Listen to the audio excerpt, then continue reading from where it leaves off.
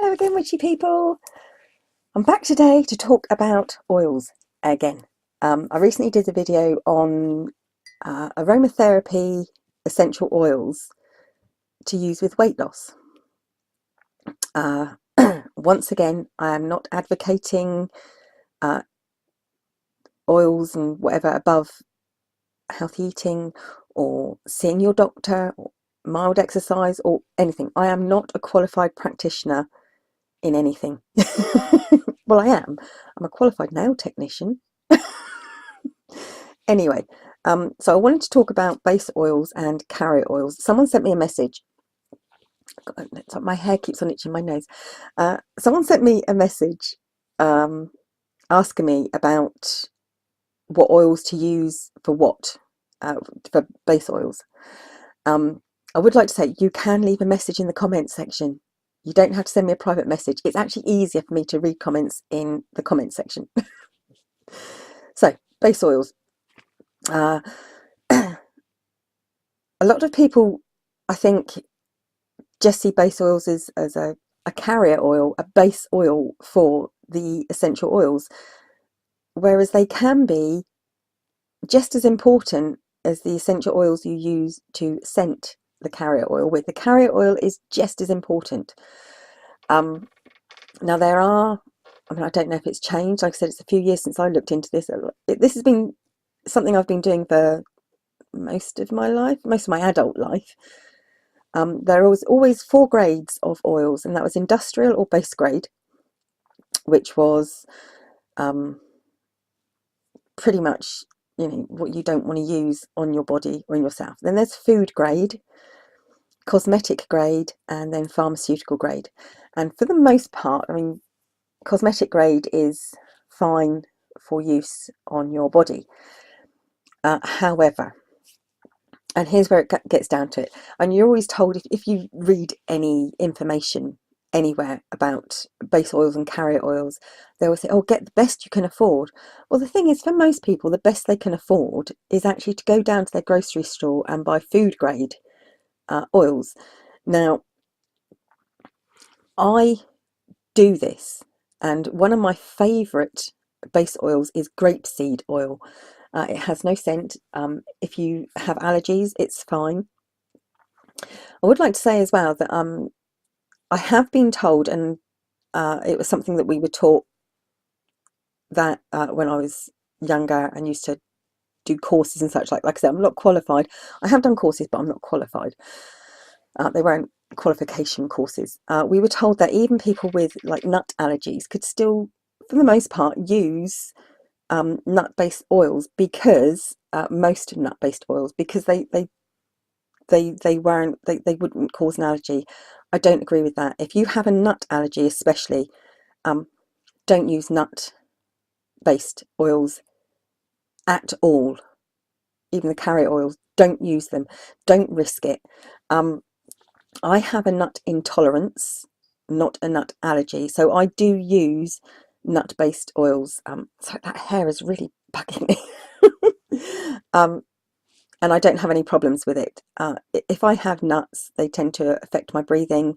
They do make my throat swell up slightly, and my face swells and everything. But like I say, I mean, it's not a life or death situation for me. I'm not allergic to nuts. But if you are, I would suggest, please avoid at all costs. There are other base oils you can use.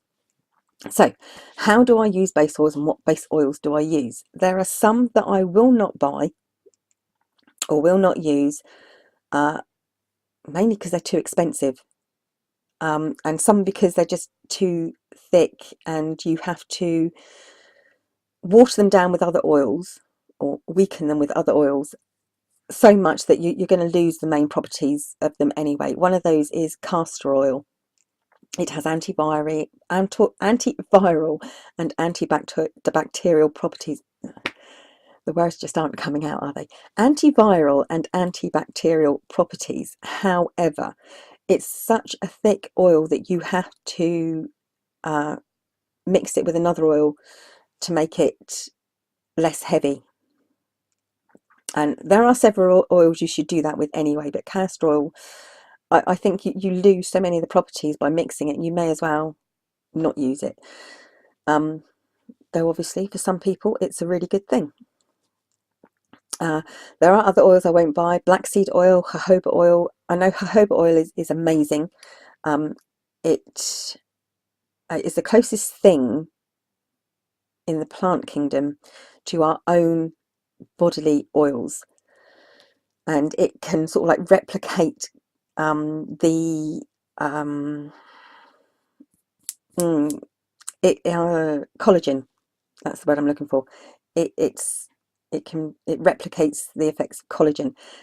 But surely you could get a cheaper oil and massage your skin to create your own collagen. Do you see what I mean? So, you know, jojoba's a wonderful oil. I just think it's really expensive. Macadamia nut oil is expensive. Rosehip, emu oil, even avocado oil is expensive. Argan oil is another one that's really expensive. Now, I don't know what it's like in America. Certainly over here in pound shops and Savers Chemists, you can buy a lot of argan oil really, really cheaply, and argan oil based products. However, the concentration of argan oil is so tiny in these products, which is why they're so cheap. They're not really worth buying. If you're going to do it, invest in a very small amount of argan oil, real argan oil, and use that. Like I said, there are other oils you can use instead, so that aren't going to be as expensive. So what oils do I use? I have my essential must-have oils, the ones I can't do without, first and foremost, is grapeseed oil. Grapeseed oil to me it's the king of oils. And no, that's the apricot oil. Where's my grapeseed oil? There it is. Okay, so this is cosmetic, massage use grapeseed oil. However, it is one of those oils I think you can go and buy in a grocery store. I use mine at the local grocery store. It's not that much difference in price, to be honest. Slightly cheaper to buy it in the grocery store and buy food grade grapeseed oil, but that's just as good. I haven't found much difference. I don't think food grade clogs your pores or anything. For some oils, it will do. Vegetable oil, because it's a mixture of different types of oil. Like it might have maize oil in there and rapeseed oil and all sorts of oil mixed in, vegetable oils. I wouldn't use that on my skin. But grapeseed oil, food grade or cosmetic grade, is fine. That is my one. This is my go-to oil. This is the one I use for everything. It's a brilliant base for almost anything. Some of my other favourites would be apricot kernel oil,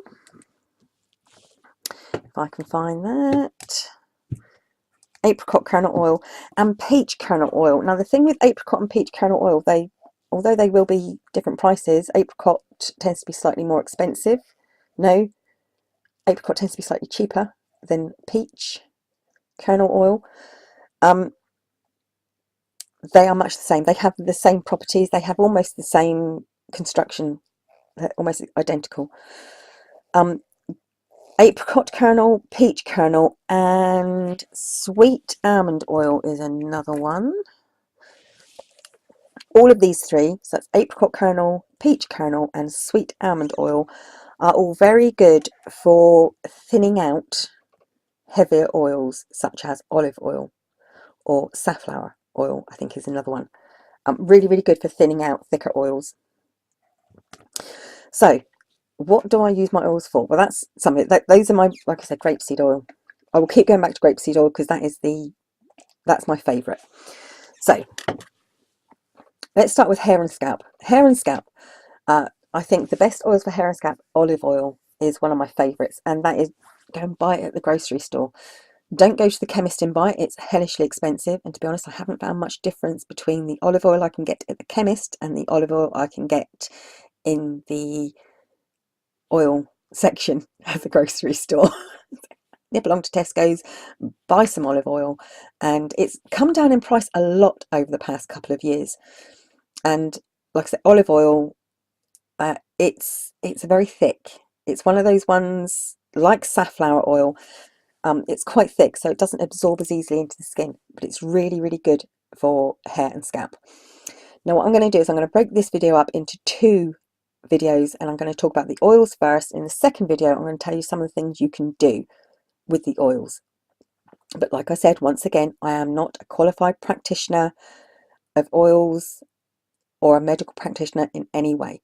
There is no substitute for going to see your doctor, getting a professional medical opinion, and if you're on a diet, for healthy eating and mild exercise, and like I said, a good qualified medical opinion.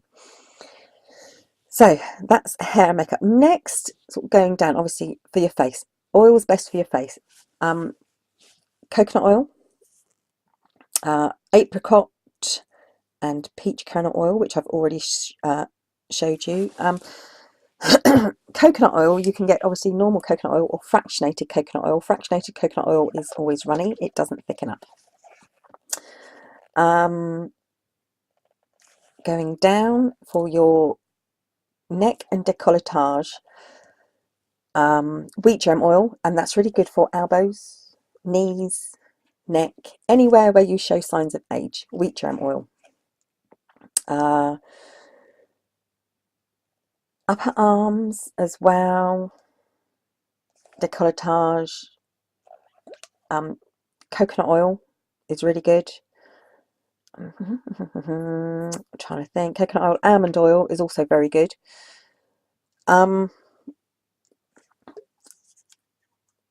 Sunflower oil. Sunflower oil is also really, really good for hair, actually. That's another one. Sunflower oil is another one that I wouldn't buy from a grocery store. If I'm using it on my skin, I prefer to buy cosmetic grade rather than food grade. Yes, coconut almond oil for upper arms and décolletage is very good.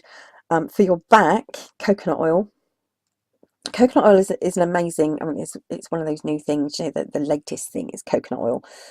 If you're going to use it for massage, try to avoid hands and feet, because same as safflower and passion flower oil especially with coconut oil, they don't soak into the skin very well. They stay very slick, so best not to use on your feet or your hands, the slippages and stuff like. So there's that. Evening primrose oil is really, really good if you're going to use it as any massage oil where you have really sensitive skin, as in it bruises easily. It's really good for bruising.